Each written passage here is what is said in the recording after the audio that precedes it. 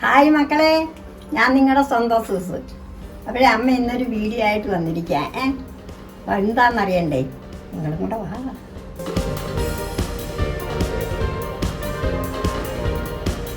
നമുക്ക് ഈ 2 പഴം എടുത്തേ, ചെറുതായിട്ട് പഴുത്തിട്ടുണ്ട് കേട്ടോ.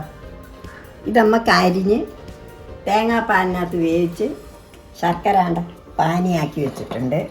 അതൊഴിച്ച് നമുക്ക് ഏത്തയ്ക്ക പായസം ഉണ്ടാക്കാം. വാ.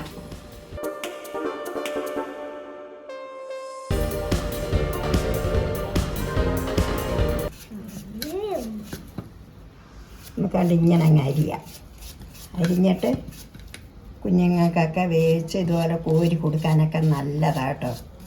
പഴം മാത്രമല്ല, ഇങ്ങനെയും കുഞ്ഞുങ്ങൾക്ക് കൊടുക്കണം.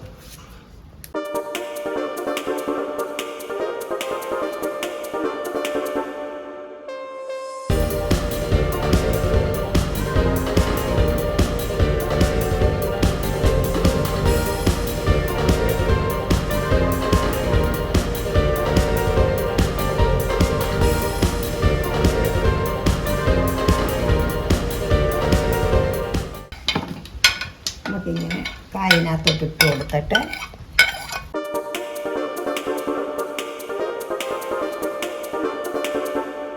നമുക്ക് തേങ്ങാപ്പാലും കൂടി ഒഴിച്ചു കൊടുക്കാം.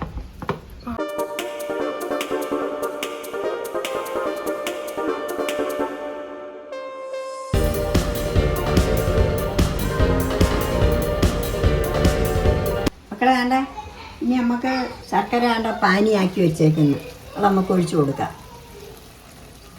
അപ്പോൾ കണ്ടായിരുന്നോ അമ്മാണ്ട് തേങ്ങാപ്പാലിനകത്ത വേവിച്ച് വെച്ചേക്കുന്നത്. നമുക്ക് ആവശ്യമുണ്ടെങ്കിൽ ഇച്ചിരി നെയ്യ് വേണമെങ്കിൽ ചേർത്ത് കൊടുക്കാം. കുഞ്ഞുങ്ങൾക്ക് കൊടുക്കുന്ന നെയ്യ് നല്ലതാണ്. നമുക്ക് ഇച്ചിരി നെയ്യ് ഇട്ട് കൊടുക്കാം. കുഞ്ഞുങ്ങൾക്ക് കൊടുക്കുന്നതിനെ നല്ലതാട്ടോ, നെയ്യൊക്കെ ഒന്ന് ഇട്ട് കൊടുക്കുന്നത് നല്ലതാണ്. അത് നമുക്ക് പഴത്തിനകത്തിടാനായിട്ട് ഈ ചവ്വരി വറക്കാം.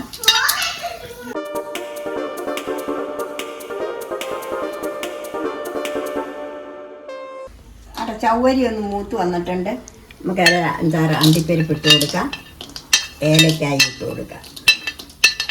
ഇതെല്ലാം കൂടെ നമുക്കൊന്ന് മൂപ്പിച്ച് ഏത്തപ്പഴ പായസത്തിനകത്തിടാം.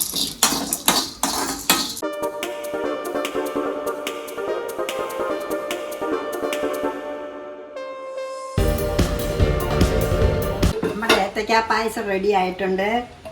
അതിനകത്തോട്ട് നോക്കണ്ട ചവ്വരി, അണ്ടിപ്പരിപ്പ്, ഏലക്ക എല്ലാം ഇട്ടിട്ടുണ്ട്. അവിടെ അമ്മ 2 ബദാം പരിപ്പ് ഇട്ടിട്ടുണ്ട്. ഇതെല്ലാം കൂടെ നമുക്കൊന്ന് ഇളക്കി കൊടുക്കാം.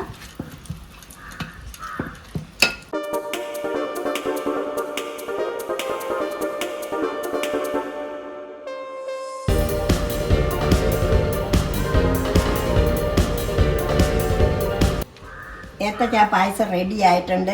ഇത് കുഞ്ഞുങ്ങൾക്കൊക്കെ കോരി കൊടുക്കണം. എന്നാൽ ചവ്വരിയൊക്കെ ചേർത്ത് എന്തിനാണെന്നറിയോ? കുഞ്ഞുങ്ങൾക്ക് വയറുകടിക്കൊക്കെ നല്ലതാണ് കേട്ടോ ചവ്വരി.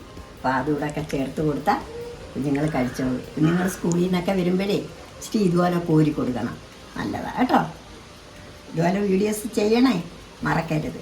അപ്പോൾ ഇത് കണ്ടിട്ടേ ഷെയർ ചെയ്യണം, സബ്സ്ക്രൈബ് ചെയ്യണം, മറക്കരുത്. അടുത്ത വീഡിയോ കാണും വരെ ബൈ.